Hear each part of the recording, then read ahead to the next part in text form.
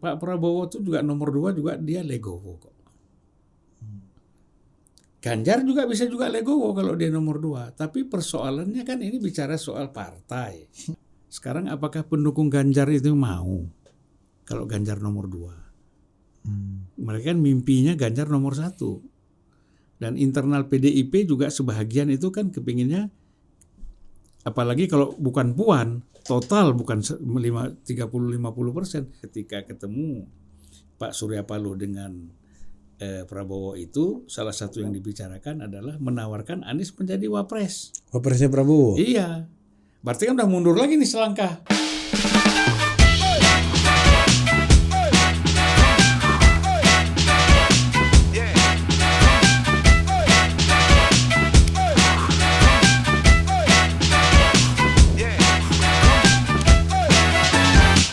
Ini nggak pakai welcome to total politik. Gak usah, udah tahu orang nih hari Nggak usah tuh welcome to total politik ya. Total, jadi ini bang, totalkan sama total kali. Ya kita punya istilah baru nih.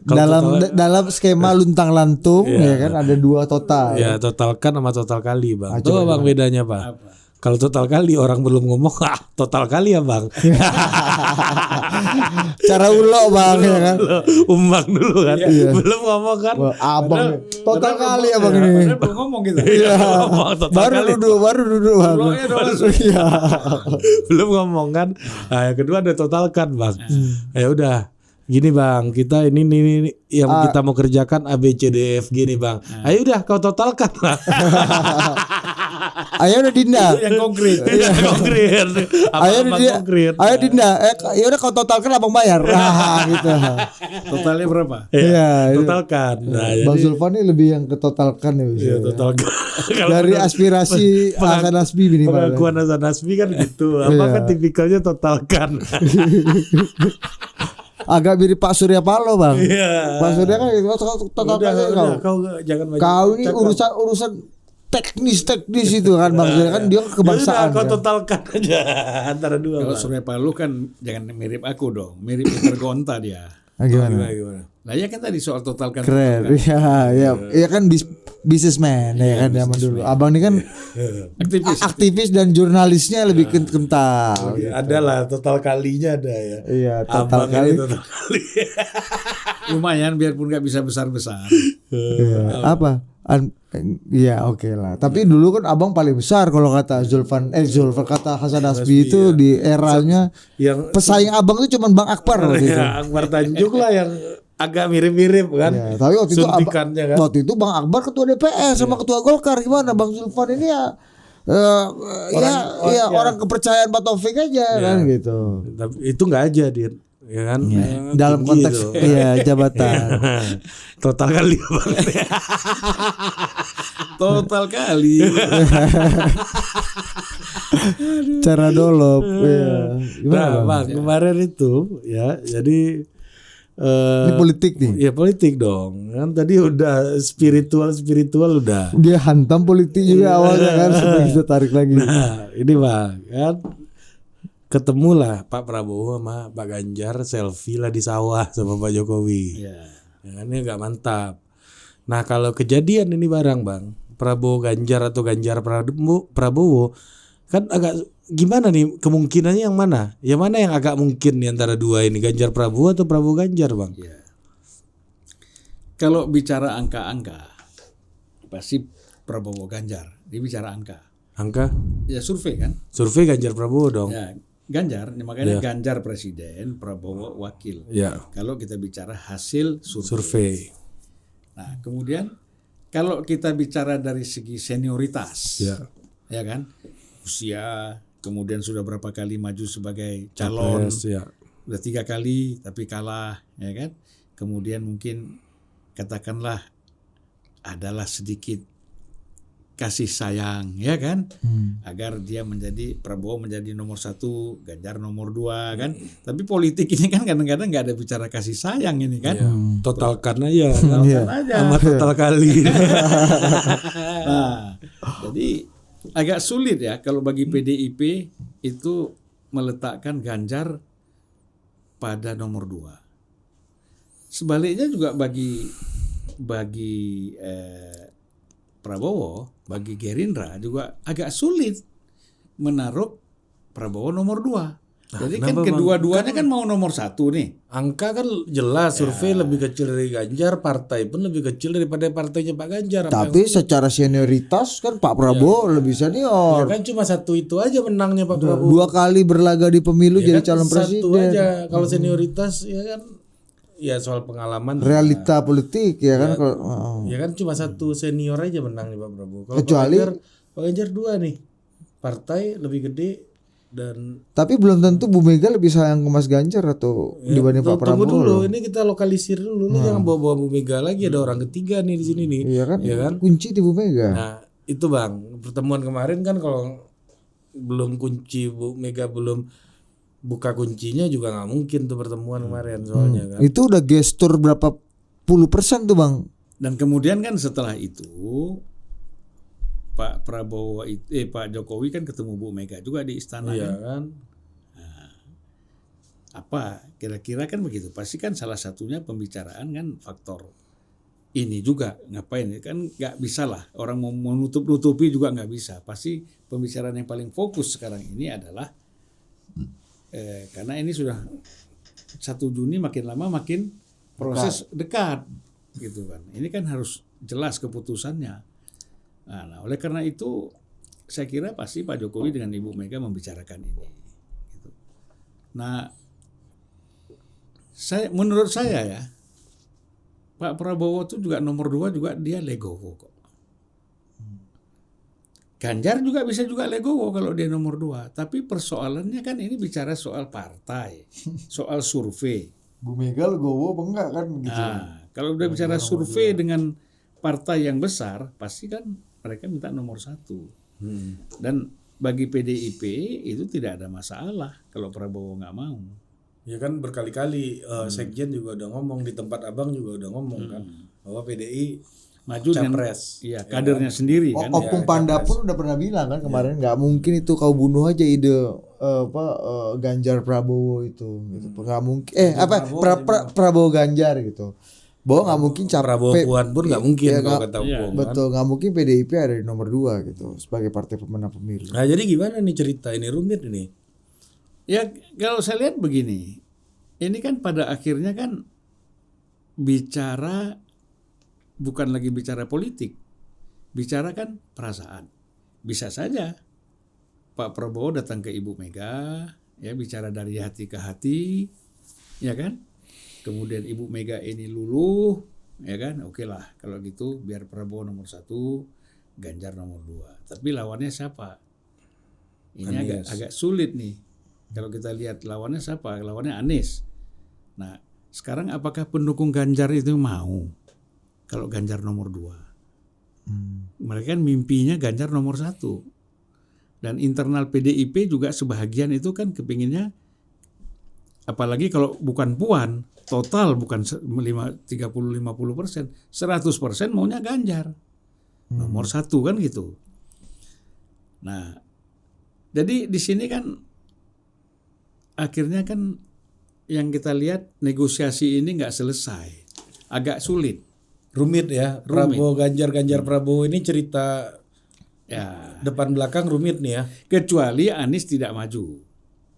Anies terkendala oleh threshold tidak cukup, ya kan, dukungannya tidak cukup mencapai 20% karena salah satu dari 3 partai ini mundur atau ada kecelakaan macam-macam lah, ya kan. Nah sehingga ya Prabowo maju, masing-masing Ganjar maju, silakan. Artinya kan itu dianggap all the president man ya. Sama lah ya. Siapapun yang menang orangnya presiden gitu orang Bang. Presiden. Ya orang NKRI lah dianggap begitu karena Anies kan dianggap bukan NKRI kan. Apa kan dong Bang? Kalau bukan NKRI apa dong? Ya kan gitu isunya. Ya, narasinya kan begitu. Nah, kan narasi yang berkembang kan Anies ini anti NKRI, anti IKN, anti walaupun Anies mengatakan ya kita teruskanlah IKN ini. Karena kan IKN ini sudah ada undang-undangnya. Itu saya kira Anies takia aja itu. Takia. Ya udah, sudah kau totalkan aja. Ya kan? Gitu. Nah, jadi kalau kita lihat di sini agak repot. Dan ini info yang saya terima ya, saya nggak tahu benar apa enggak, tapi kan namanya info. Dan nanti satu saat akan terbuka juga katanya ketika ketemu Pak Surya Paloh dengan Prabowo itu salah satu yang dibicarakan adalah menawarkan Anies menjadi wapres. Wapresnya Prabowo. Iya, berarti kan udah mundur lagi nih selangkah. Oh, agak goyang kawan. Nah, Siapa? Pak Surya? iya, Pak Surya itu memang targetnya dari dulu itu dari awal-awal tuh Anies tuh wapres. Jadi wapresnya Ganjar, ya kan? Gitu. Anies dengan Ganjar nggak bisa, dia kejepit-jepit dengan adanya Pak Jokowi, ya kan? Pak Jokowi nggak suka dengan Anies, dibawa dia ke Pak Prabowo kan? Nah, walaupun pikirannya terlambat kan? Ini kan cara berpikirnya terlambat, bawa ke Prabowo. Prabowo juga nggak bisa karena faktor Jokowi juga kan? Nah, faktor Jokowi. Oh, jadi info dari Abang Pak Prabowo sudah menolak tawaran itu. Saya kira menolak lah. Yang pertanyaan Karena Pak kedua, Jokowi ini kan saya kira beda sama Surya Paloh. Bedanya ya kalau Surya Paloh ini kan pedagang murni kan. Itu kalau gua dapat untung apa urusan sama kau. Nah, kalau Prabowo ini kan militer. Ini bukan bicara untung, bicara Siap gerak lah ya. siap gerak. pada panglima tertinggi yang Kalau Pak Jokowi? ya. Kenapa? Kalau Pak Jokowi? Ya dia kan presiden, mau siapa sama siapa lagi. Udah paling tinggi puncak rantai makanan ini ya. Kalau dia sama Tuhan lah. Bang, tapi emang Mas Anies mau jadi wapres, Bang? Dulu aja Mas Anies Jadi wapresnya Pak Prabowo nggak mau dulu katanya kan. dan banyak juga di forum-forum kita banyak dengar kesaksian lah Mas Anies bilang mendingan jadi gubernur DKI lagi gitu dibanding Nah, itu kan ada omongan jadi dia wapres. aja, ngomongan dia aja, udahlah. Kalau memang dia nggak ada jalan lain, apalagi gubernur juga belum tentu menang, ya kan? Nggak tahu saya bang. Ya, sudah Nggak tahu Abang jangan cari legitimasi dari kami. maju gubernur belum tentu menang, tapi ada wapres yang kemungkinan menang, ya kan? Nah, bisa jadi dia terima sebagai wapres. Tapi wapres apa? Nggak ada yang mau. Udah yakin, aku yakin Pak Prabowo nggak akan goyang. Enggak lah. Kecuali Pak Prabowo mau berseberangan kayak seperti Surya Paloh dengan mau berseberangan dengan Pak Jokowi, itu lain soal. Nah kalau kita lihat karakternya Prabowo kan nggak mungkin dia mau berseberangan dengan Pak Jokowi. Ini faktor loyalitas kan. Apa yang membuat Abang nih sebelum lari-lari berangkat dari sini? Apa yang membuat Abang yakin Pak Prabowo jauh lebih loyal kepada Presiden Jokowi dibanding misalnya Bang Surya atau yang lain gitu? Loyalitasnya kepada Presiden. Apa Bang? Lah pertama Kan padahal ini dulu lawannya 5 tahun. Menteri dia itu atasannya, ya kan. Kemudian karakter dia sebagai militer, kalau sudah jadi atasan dia tidak akan juga melakukan perlawanan, ya kan. Dia hormat, itu loh, dia loyal. Kalau Surya Paloh kan nggak ada sejarah, malah pada masa lalu, pada masa Orde Baru mereka berbeda konflik kan. Sama Prabowo. Yang bang bilang hebatnya. Nah konflik apa tuh Bang? Hebatnya. Bang Surya dengan Pak Prabowo ini apa nih? Ya artinya kan begini, dia kan pernah dulu mau diperiksa. Yang si Panda udah cerita itu. Belum lupa. Ya udah diperiksa sama. Apa coba diulangi lagi Bang? Apa tuh yang cerita apa sih dulu? Silalahi dengan ya kan. Nah kemudian kan nggak jadi. Ini kan Sudi. Dulu kan kalau kita bicara Sudi Silalahi, kita bicara Itu kan sama SBY. Plansen, kita bicara si siapa? Siapa bang? Safri. Ini kan semuanya dianggap waktu itu kan gengnya Prabowo kan. Kalau kan pernah dipanggil ke Kodam ini, diperiksa yang namanya si Surya Paloh ini kan. Kalau nggak ada Hendro udah ditahan dia. Pak Hendro Priyono lah yang menyelamatkan, yang menyelesaikan perbedaan-perbedaan antara. Penjamin lah ya waktu itu. Tahun berapa tuh Bang? Dan karena perkara apa? Kalau nggak salah itu Pak Surya. peristiwa bom Tanah Abang atau apa? Tanah tinggi. Tanah tinggi.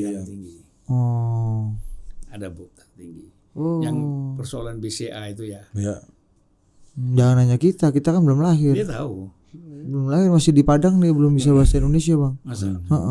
Tapi udah di UNAS. UNAS aku. Iya. Kayak Abang.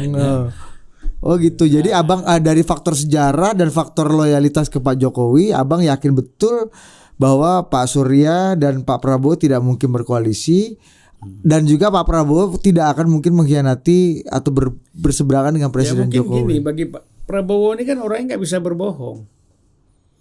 Takiyah gitu nggak bisa. Nggak bisa kan, kalau kita lihat tipe-tipenya kan bukan tipe pembohong dia. Dia apa yang ada di dalam hati dan pikiran dia, itulah yang dia keluarkan. Nah, dia berpikir nih Surya Paloh benar nggak nih? Hati dan pikiran sesuai dengan apa yang dia keluarkan. Nah, jadi dia ragu-ragu ya kan. Nah, balik lagi ke Ganjar dan Prabowo tadi. Nah, ini gimana nih Bang? Apa yang bisa menyatukan mereka berdua nih Bang? Ya kalau kita kan gini, solusi yang harus kita ambil, kita komitmen, konsisten kita. Ya memang kalau misalnya crowded, ya stuck antara persoal Ganjar Prabowo ini. Kan sebenarnya ini kan persoalan ini ada Anies. Ya kan? Kalau Ganjar dan Prabowo ini dua-dua maju, Anies yang menang. Paling tidak kan bisa 2 putaran. Ya Tapi kan? ujungnya Anies menang, prediksinya. 2 putaran itu kan nggak mungkin Ganjar akan melawan Prabowo. Tetapi kan salah satu Prabowo ke Anies atau Ganjar Prabowo nanti kan bertarung di putaran kedua. Nah oleh karena itulah semangat untuk menyatukan antara Ganjar dan Prabowo ini supaya 1 putaran Anies itu kalah. Ya kan? Gitu. Nah kalau kita lihat dari sini, ini kan nanti terjadi macet ini. Antara Ganjar Prabowo ini kan bisa macet. Apa solusinya? Ya udah, kembalikan saja kepada Mega Prabowo. Kenapa solusi? Kenapa jadi solusi Bang? Ya biar enggak. Ini solusi yang maju apa solusi mundur nih?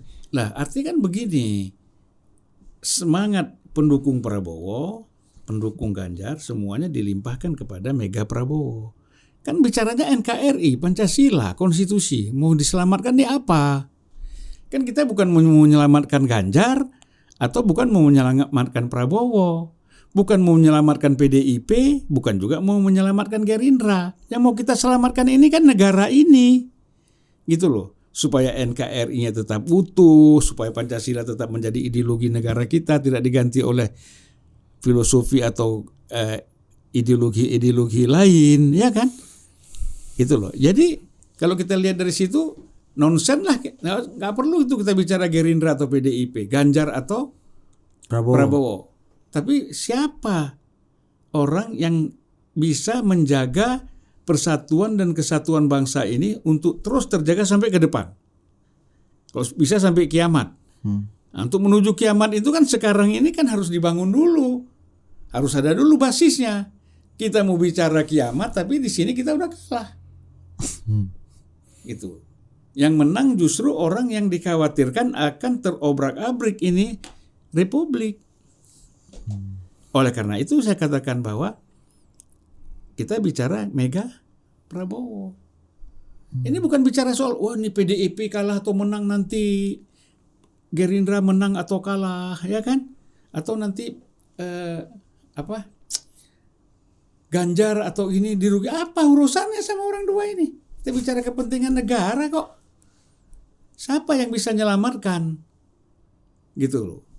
Nah, kenapa Bu Mega, Pak Prabowo berduit dianggap bisa menyelamatkan kalau Ganjar ini enggak gitu? Ya artinya kan begini. Kan Bu Mega ini kan pasti keputusan-keputusan dia akan diterima. Ya kan? Baik oleh Pak Jokowi, baik oleh Ganjar, kan gitu, baik oleh Prabowo sendiri, dia juga legowo menjadi wakilnya Mega gitu kan. Kalau bicara pengalaman, senioritas, segala macam. Oh nggak mungkin ada perdebatan nih Ganjar Prabowo atau Prabowo Ganjar itu nggak ada lah ya, seperti ini nggak ada antara Prabowo Mega atau Mega Prabowo itu nggak ada tuh Bang. Karena kan begini agak sulit menurut saya ya. Gimana pun memang bisa dipaksakan. Prabowo nomor 2, Ganjar nomor 1. Internal di dalam yang namanya Gerindra sendiri itu juga nggak akan bisa terima dengan mudah ya. Ati agak perih juga Bang ya, Ati ini Bang ya. Waduh, kita elu-elukan dia sebagai presiden. Yang lalu dia presiden 2 kali, sekarang dia wapres. Iya kan? Wapresnya Ganjar gitu. Wapresnya Ganjar lagi. Lebih lagi Bang. Ya kan tadi ada itu tadi. Apa total lagi? Apa? Total kali. Nah, jadi maksud saya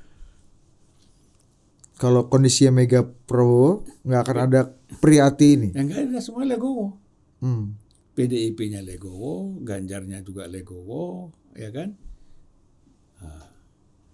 Ganjar jadi Menko apa gitu kan keren, ya kan? Kemudian Muhaimin jadi apalah, Muhaimin ya nggak mau dia jadi menteri. Ini jadi apa? Jadi apa, Bang? Hah? Kenapa, Bang? Kan siapa yang nggak mau jadi menteri? Ya kan dia kalau pilihannya kan jadi menteri agama. Misalnya. Itu Mendagri mau dia. Kalau menteri agama dia nggak mau. Kalau menteri agama dia udah tawarin dari awal kan. Mendagri mau lah dia. Kalau si Muhaimin ya. Gitu. Nah jadi kalau kita lihat dari sini itu lebih aman untuk Indonesia ke depan. Jadi orang kadang-kadang bicaranya begini. Kalau bicara ini politik sempit. Mikir soal bagaimana masa depan PDIP, bagaimana Gerindra, ya kan? Bicara Prabowo Ganjar, nggak, kita bicaranya Indonesia ke depan. Ada nggak? Gitu kan, masih ada nggak yang kita mimpi-mimpikan NKRI? Apalagi banyak ustadz mengatakan susupan kerja-kerja ISIS, gerakan-gerakan ekstrim radikal ini, kanan habis ini, katanya sudah 40 tahun ini kerja di sini. Tinggal panen ya, Bang. Tinggal sekarang bergerak aja. Kalau pakai teori Tan Malaka kan, berpisah kita berjuang, bersatu kita memukul. Jangan-jangan mereka pakai teori ini juga, tinggal kapan waktunya aja. Memukul. Memukul. Bersatu dan memukul. Jadi itu yang kita khawatirkan. Jadi yang kita jawab dulu kan gini, ada satu kekuatan yang bisa mengubah yang namanya NKRI. Kita mau nggak? Nggak mau. Kalau nggak mau ya kita cari solusi. Gitu. Supaya semua kekuatan politik, anak-anak bangsa yang memang mereka serius cinta kepada tanah air ini bisa menerima solusi yang kita berikan, yaitu Mega Prabowo. Itu yang paling penting. Kalau misalnya lawannya nanti tetap Pak Anies Baswedan gimana, Bang? Apa bayangan yang Abang gambarkan gitu di kepala Abang? Ya udahlah, kalau saya berpikir kalau lawannya tetap Anies Baswedan, kalau lawan Mega Prabowo selesai udah. Itu bersatu semua kekuatan, TNI, Polri semuanya ini bersatu dan mereka mengorbankan besar yang mereka korbankan. Nah, masa yang lain tidak mau berkorban? Ya kan? Kan besar yang mereka korbankan. Perasaan, partai, semuanya dia korbankan, kader-kader. Masa yang lain tidak mau berkorban? Pasti maulah. Nah kan itu kan disampaikan, kenapa kami ini men-take over ini? Alasannya tuh ada, bukan sekedar kayak saya nafsu, syahwat, kepengen jadi presiden. Atau ini syahwat saya mau jadi wakil presiden, bukan. Prabowo menerima menjadi wakil presiden Megawati karena ini ada sesuatu yang besar yang harus kita selesaikan. Harusnya begitu. Begitulah sebenarnya kehadiran Mahathir yang kedua kali menjadi Perdana Menteri. Nah, apa tuh tondo-tondone podo nggak, Bang? Sama. Kan dia sudah melihat setelah dia selama Malaysia dipimpin Najib itu kan rusak. Korupsi besar-besaran, birokrasi nggak menentu, partai pecah sana sini, politik nggak jelas, ya kan? Yang mana Mahathir sudah membangun dulu ini, diatur ini untuk Melayu, ini untuk non Melayu, ya kan? Kan diatur tuh. Tapi di masa Najib itu kan diobrak-abrik lagi. Nah, dia melihat ini akan terjadi konflik etnis bahaya Malaysia ini, ya kan? Ada Kristen, ada India yang Hindu, ada Chinese yang Buddha, Konghucu macam-macam, ada Islam yang Melayu. Oleh karena itu dia muncul lagi. Saya mau menyelamatkan Malaysia. Nah, setelah kekuatan-kekuatan yang namanya kekuatan Najib Razak bisa dia redam, maka sekarang kan muncul. Kalau enggak kan nggak bisa muncul namanya Anwar Ibrahim ini. Iya, mau bagaimanapun ya. Itu yang maksud saya gitu, bahwa kita sebelum terhancur seperti apa yang dilakukan oleh Razak, ya tidak separah itu, maka kita selamatkan di depan. Jangan penyelamatannya di belakang. Itu alasan saya. Jadi ini bukan alasan syahwat ini alasan memang betul-betul kita untuk kepentingan NKRI. Dan Apa kepentingannya? Terus kalau Mega jadi menteri presiden, Prabowo jadi wakil presiden, kita juga gini-gini juga tetap di total politik. podcast lagi kita kan. Balik ke podcast. Tetap balik lagi total kali abang nih kan. Abang ini total kali bang. Gue gak ada abang juru. Ya kalau orang-orang ini kan ya udah kau totalkan. Tetap pakai total kali. Iya kita tetap di total. Tanda seru ini kan. Bahwa tetap di unpacking. Iya. Budi sama Ari tetap di total politik. Iya kan. Kalau digabung dua totalkan atau total kali. Nah, berarti memang berat Prabowo Ganjar atau Ganjar Prabowo yang jauh lebih mungkin itu adalah Mega Prabowo berarti. Kemungkinan politik atau keyakinan abang nih, maksudnya Iya. abang lebih punya preferensi atau memang ada hitungan politiknya gitu? Ya tadi hitungan politik saya kan, artinya kan nanti kalau misalnya ini kan bicara gini, kita jangan mengatakan bahwa pendukung Ganjar itu lebih kuat dari pendukung Prabowo. Ya. Belum tentu, ya kan? Ada di daerah-daerah yang Prabowo lebih kuat dari Ganjar. Nah ini kan mereka kecewa ketika Prabowo tidak menjadi presiden, calon presiden. Ada tempat-tempat yang Ganjar itu kuat sekali, seperti Jawa Tengah dan beberapa daerah lain. Ketika Ganjar menjadi wakil, juga mereka tidak bisa terima. Kecewa Akhirnya juga. mereka ini bisa apatis. Udahlah, kalau kayak gini ngapain? Pilih Anies pula gua. Bisa gitu bang ya. Katakan dia tidak pilih, tapi dia golput. Nah. Sementara pendukung Anies ini kan orang-orang diehard. Orang-orang yang kalau perlu nggak usah tidur, walaupun tidak banyak, tidak besar, ya kan? Tetapi nyanyi terus. Jam 7 pagi udah antri nih di TPS ini ya, Nah, bang ya. sementara yang ini kita bilang banyak, tapi kan mereka kecewa. Mau dimajukan dua-dua, Ganjar maju sendiri dengan siapa pasangannya, Prabowo maju sendiri dengan pasangannya, khawatir kalah dengan Anies. Iya kan? Khawatir kalah dengan Anies. Oleh karena itu digabung. Ada lagi kekhawatiran, ya kan? Orang nanti pendukung Ganjarnya golput, pendukung Prabowo-nya golput. Berarti kan kalau golput kan dikhawatirkan Anies yang menang, kan gitu. Yang kecewa dengan keputusan itu gitu ya. Tetapi pendukung Prabowo ketika menjadi wakilnya Mega nerimo, ya kan? Gitu loh. Kalau pendukung Ganjar udah pastilah ibu, ya kan? Solid itu pun nggak ada faksi puan faksi Ganjar lagi ya bang ya. Oh sebagai simbol dia bisa nama Bu Mega ini bisa mengatasi semua deadlock ya. Iya. Bagaimana dengan partai-partai lain yang juga bagian dari koalisi? Apakah itu akan serta merta juga bang menjadi Kalau magnet? P3 pastilah ikut, ya kan? PAN ikut, kemudian Nasdem. ya Nasdem kan bingung aja dia mau kemana dia nih. Ya mungkin bikin faksi kan Anies. Nah, Pak Nasdem kan Anies, ya kan? Gitu. Abang kayak lupa tadi itu. Nasdem udah Anies kan. Ya kan? Jadi bisa jadi kan di sana ada faksi lain lagi, bukan hanya soal Anies, tapi kan mungkin dibangun lagi kan faksinya Erlangga dengan siapa gitu kan? Kalau udah begitu ya.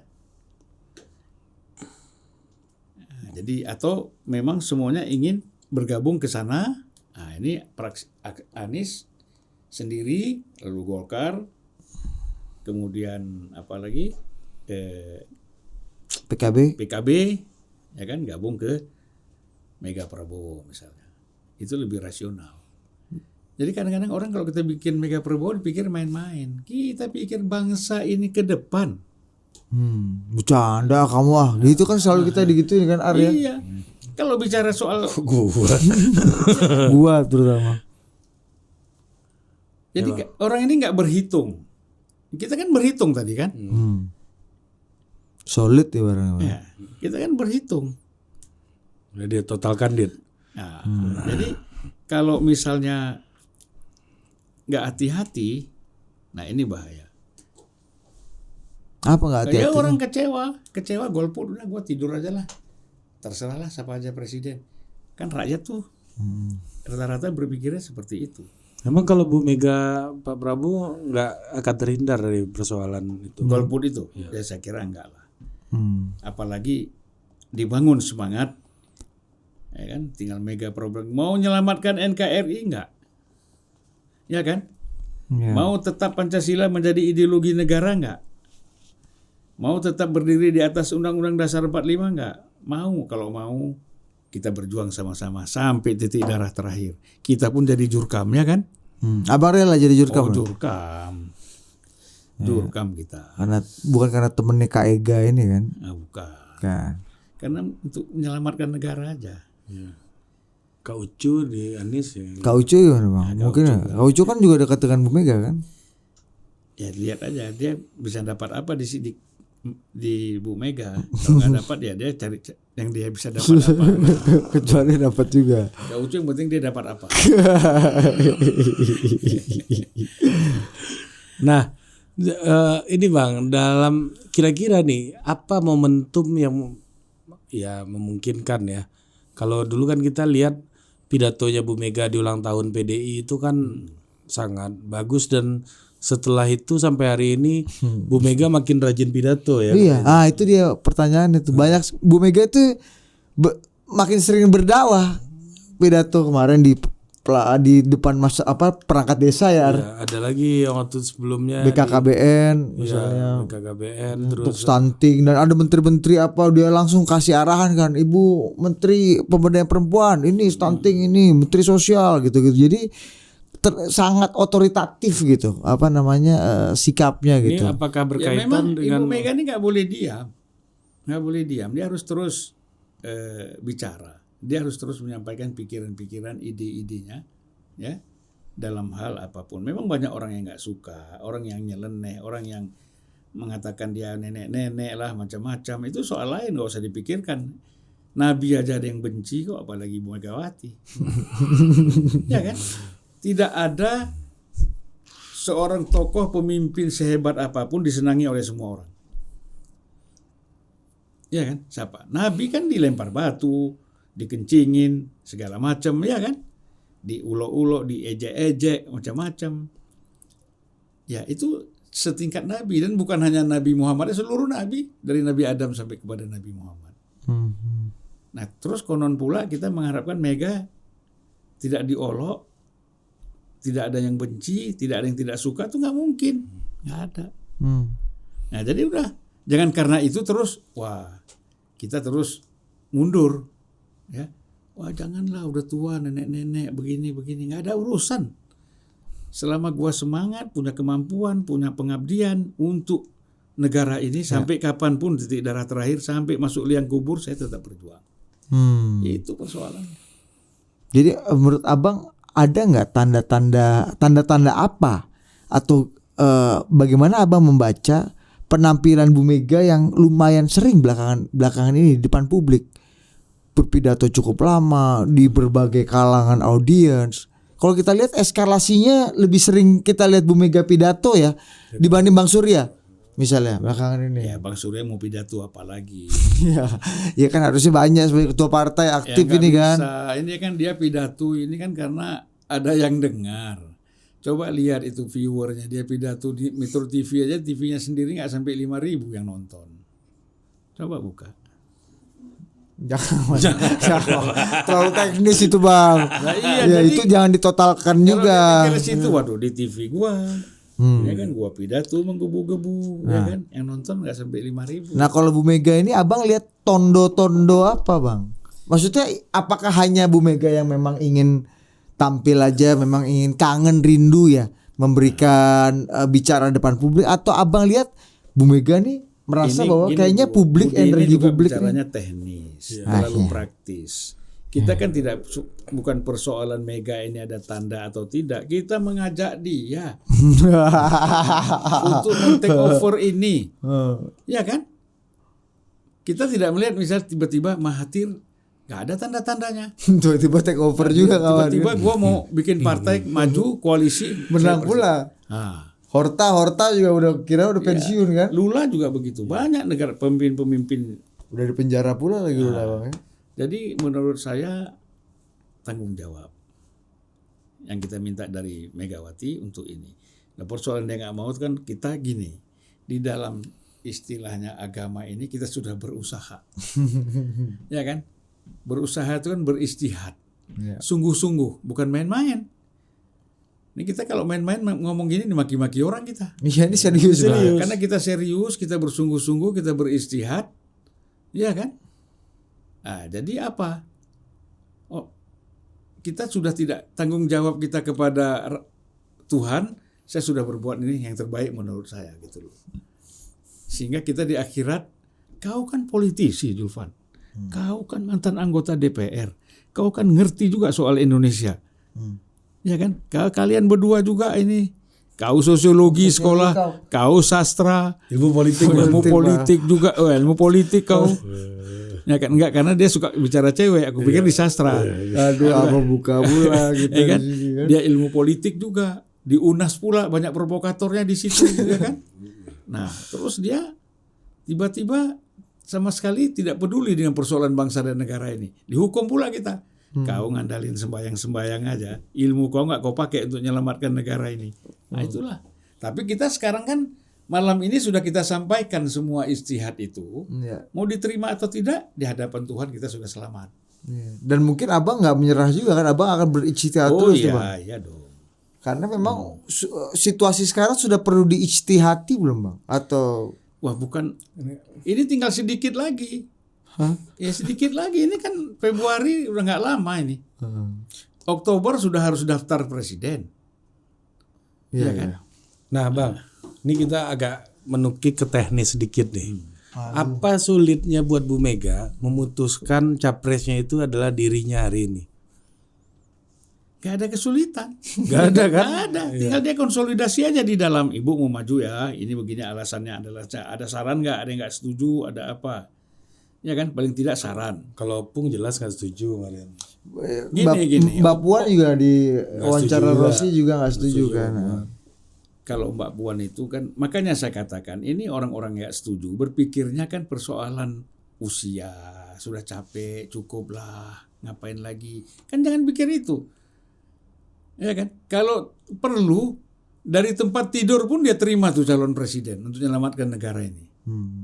Apalagi Bu Mega masih sehat, masih bisa pidato ke sana kemari. Iya. Ya kan?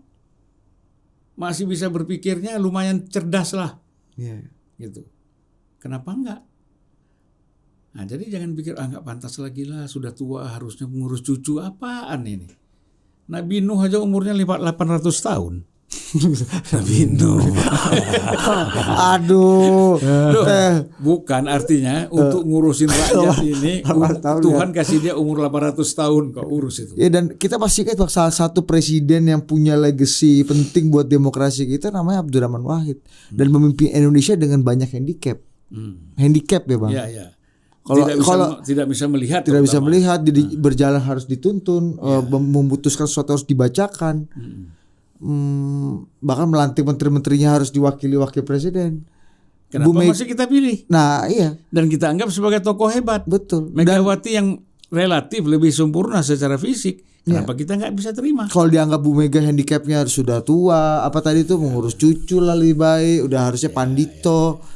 Itu nggak relevan, Bang. Ya ini karena begini, orang itu selalu tidak melihat visi, misi, dan tanggung jawab. Selalu melihat itu fisikal, ya kan? Gitu. Nah, itu kan semangat orang-orang yang pengen punya banyak istri begitu. Hah? Lah iya. Kalau bicara istri terus apa nih poinnya? Kan gitu. Dia kan untuk cari lagi cari fatwa kawan nih Bang. Bukan untuk cari alasan supaya bisa kawin lagi. Aduh istri. Enggak, dia setia banget Bang. Bukan dia, kita kan bicara rakyat ini. Oh rakyat ya. Ya kan? Orang-orang secara umum. Ya kan? Kalau rakyat secara umum kan nggak mampu juga kawin lebih dari satu ya. Nah, ini kan orang-orang yang mampu gitu kan. Nah, terus dia mau cari istri lagi yang muda. Kenapa? Istri aku udah tua, udah nggak sanggup bangun lagi. itu alasan-alasan itu. Alasan fisik semua. Fisik semua. Akhirnya dia kawin lagi. Betul. Sebenarnya sekarang udah bisa diatasi itu. Alasan tua, sakit gula segala macam. Ada katanya stem cell. Nah, dia bisa bangkit lagi tuh. Sehat lagi, muda lagi. Tapi ini kebanyakan suaminya aja stem cell, istrinya enggak. Abang kasih Jadi dulu. bagi istri-istri itu harus curiga. Iya. Kenapa hanya suami yang stem cell sementara istri tidak? Ah. Coba kasih dulu untuk mengakhiri ini cerita kuda ini bang, kuda. Udah. Enggak. Oh belum ya. Bu Mega dulu deh, Bu Mega dulu. Oh, belum Sekali lagi. habis gue Sekali biru lagi dah. ya. Satu lagi nih Bang. Jadi menurut Abang ya, ini kalau Bu Mega memutuskan dirinya sendiri, apakah di PDI itu akan terima semua? Maksudnya ya, kan pasti orang ada yang udah kerja untuk Pak Ganjar, ada yang kerja buat Mbak Puan juga selama ini. Ada serius banget kan kerja buat Mbak Puan, ini belum tentu terima juga kan. Iya, dan serius banget tuh kerja dua-duanya nih gitu kan. Dan termasuk Mbak Puan dan Mas Ganjarnya, kalau Abang mau jadi jurkam nih, Mas Ganjar jadi jurkam juga nanti itu kan. Loh iya kan, artinya mereka kalau mereka sadar, makanya apa gitu loh. Mega maju ini bukan berarti tidak suka kepada mereka. Gitu. Kan tadi ada persoalan penyelamatan negara kan. Ijtihad. Nah, ada persoalan itu. Jadi bukan persoalan oh ini nggak suka ke Puan, nggak suka ke Ganjar, bukan itu, atau nggak suka ke Prabowo, bukan itu. Ada persoalan yang tadi sudah kita bahas panjang lebar tentang bagaimana masa depan bangsa negeri Indonesia ini. Itulah makanya kita butuh. Emangnya istrinya anak-anaknya Mahathir rela? Mahathir itu maju lagi sebagai Perdana Menteri umur 93 tahun. Iya. Iya kan? Ya nggak rela juga, pasti dia bilang, "Bapak udahlah, sudah tua Pak. Jalan-jalan sama cucu aja." Tapi Mahathir bilang, "Oh nggak bisa, kamu harus tahu." Ya kan? Saya kalau melihat negara saya ini banyak problem dan negara ini bisa hancur, adrenalin saya naik. Saya menjadi umur 64 bukan 94. Berarti Pak Jokowi banyak yang salah nih, berarti harus diselamatkan Bu Mega berarti. Bukan soal itu. Gimana? Teknis. Pak Jokowi ini kan terkendala tidak boleh 3 periode. Oh Kan iya. itu persoalan. Konstitusional, konstitusi Pak. Yang mampu di level itu ya Bu Mega, bahkan mungkin lebih gitu. Jadi kan Pak Jokowi bukan persoalan gagal. Oh, karena udah pernah berpengalaman jadi presiden juga, cuma Bu Mega kan yang bisa maju lagi ya berarti Iya. ya. Ya, Pak SBY udah nggak boleh juga Pak SBY Nggak ya. boleh. Kaucu. Kalau susah. SBY juga boleh, dia nggak mikir nyelamatin juga, nggak jelas juga maunya apa. Kalau Kaucu Kalau Kaucu mungkin nggak jadi presiden lagi bang. Kaucu. boleh. Kan kalau panggilan Kaucu ini Anies nggak jelas juga nih Anies kan. Kaucu sendiri nanti yang gimana bang? Ya kalau Ucu kan udah punya pengalaman, cuma dapat 14% kan. Waktu pemilu 2009 kan. Bu Mega juga punya pengalaman cuma dapat 30%. Ya, tapi kan dia sempat dengan SBY itu kan 40%. Ya kan? Gitu loh. Nah, jadi SBY 60 sekian, Mega 3 39 ya. Head to head-nya kan gitu. Nah, kalau ini kan head to head pun juga belum pernah. Kaucu deh bang. Iya. Jadi nggak mungkin Kaucu menyodok jadi calon yang mengejutkan gitu bang. Nggak mungkin lah. Kan senior juga 80. berarti ini Beda figurnya beda. hari ini untuk menyelamatkan legasinya Jokowi itu narasinya kira-kira ya. Orang yang bisa itu ya orang yang sudah punya pengalaman jadi presiden gitu. Sebenarnya saya nggak lihat soal pengalaman jadi presiden. Terus? Bukan. Jadi kebutuhan bangsa kepada figur ini. Oh. Kebetulan Bu Mega juga Pernah plusnya punya pengalaman. Jadi presiden dan dia ketua umum Partai terbesar. dan kemudian dia anak Soekarno. Lalu dia juga banyak hal-hal yang dilihat dari Mega ini. Kan dia paham betul apa pikiran Bung Karno tentang Indonesia ini. Cuman kan Mega ini bukan seorang orator. Ya kan? Isi substansi apa yang diingin Bung Karno itu dia paham. Tetapi dia bukan seorang orator yang menyampaikan dengan ini secara Oratorianya nggak itu ya. Surya Paloh sebaliknya, substansi Bung Karno dia nggak tangkap, dia nggak paham, tapi dia jago orasi, ya kan? Gitu. Jadi harusnya paling tepat ini Surya Paloh Mega nih bang. Oratornya dapat, substansinya dapat ya. Nggak cocok juga. Kenapa? Kenapa? Chemistry-nya jauh, ya kan? Oh, jadi memang karena figur ini punya gagasan, punya pikiran dan punya Bobotnya banyak sekali, banyak sekali. Ya levelnya harus seginilah, jadi pengganti Pak Jokowi itu di level ini lah. Iya. Ya kita udah punya Pak Jokowi yang bagus, harus yang lebih bagus lagi. Ya, Satu itu kan sangat karena presidensial. kan kita begini, kan dari dulu kita udah bilang Anies ini kan musibah bagi bangsa ini. Kenapa saya bilang musibah? Musibahnya dalam konteks begini. Total kali ya Bang ngomong gini. Ya maksudnya musibah tuh begini. Gara-gara Anies, Aduh, gara-gara Anies muncul sebagai calon presiden yang didukung oleh PKS, Demokrat dan ya kan, Nasdem di pinggir dulu kan, ini kan partai yang tidak disukai nih, ya kan? Padahal Nasdem pertama disuruh pinggir dulu. Ya kan, partai yang tidak disukai karena oposisi terhadap Jokowi selama ini kan gitu. Kemudian menggumpal bisa dianggap sebagai partai yang karena mereka ini mendukung Anies, maka dianggap ini partai yang bisa membawa NKRI ini terpecah belah, ya kan? Nah makanya dia nggak tahu Bang. Makanya kan dia menjadi musibah, kan gitu. Nggak Narasi-narasi yang berkembang di mana-mana di media sosial, Anies ini kan dianggap pemecah belah. Kan itu, kalau orang dianggap pemecah belah kan ini orang ini membawa musibah. Nah sekarang mengatasi musibah itu seperti apa? Jangan menghadirkan musibah baru.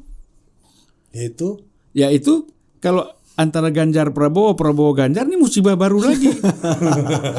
Terjadi lagi perpecahan, pelemahan. Katakanlah tidak perpecahan, tapi pelemahan, apatisme di tengah-tengah masyarakat ini yang tadi sudah semangat mendukung salah satu ini menjadi presiden, tiba-tiba salah satunya menjadi wakil. Mulai dia apatis. Kecewa. Itu musibah baru lagi ya. Musibah baru. Nah, untuk mengatasi semua musibah ini, musibah lama, musibah baru, Mega Prabowo, ya kan?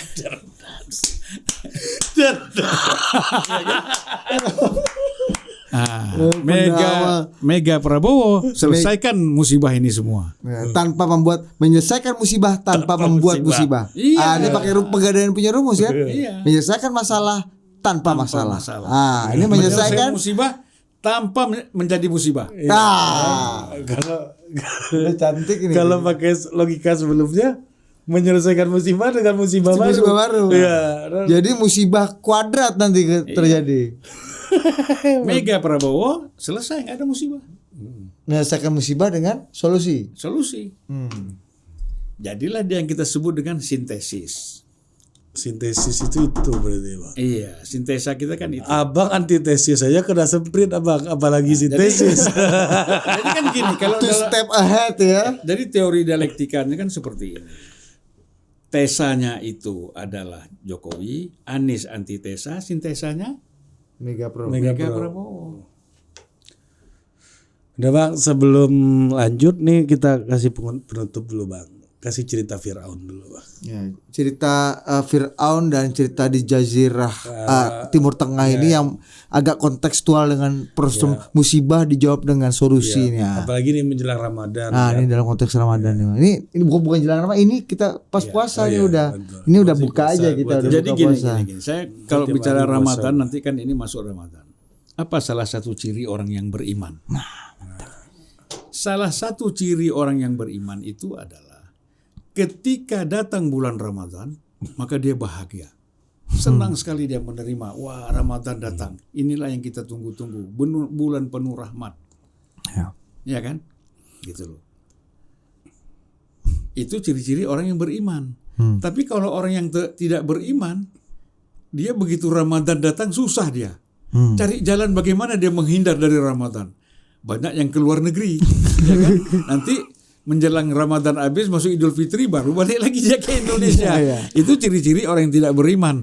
Tapi kalau ngomong selalu demi Allah, Bismillah, ini biasa ngomongnya. Itu banyak tuh. Banyak. Coba aja lihat. Mana Fir'aun? Alasannya musafir ya kan? Iya.